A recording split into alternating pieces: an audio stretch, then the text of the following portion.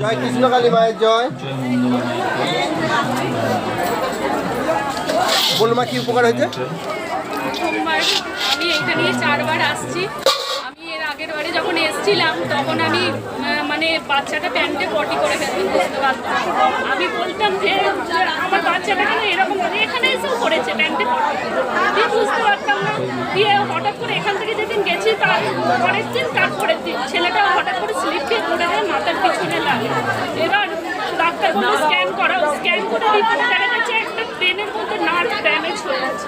ওটা আগে থেকেই হয়ে আছে, আমি কিছু জানতেও পারতাম না যে ওইটার জন্য ওর প্যান্টে পটিটা হয়ে যায়, বুঝতে পারতাম না। এখন ট্রিটমেন্ট চলছে, আমি মায়ের কাছে মানসিক করে যাচ্ছে আমার ছেলেকে যেন ভালো হয়ে যায়। মা তো জানিয়েছে আমাকে যে এইটা থেকে তোর ছেলের এরকম হচ্ছে, এটা তো জানতেও পারিনি। যদি না রিপোর্ট করাতাম জানতেও পারতাম না, রোগটা বাড়তো।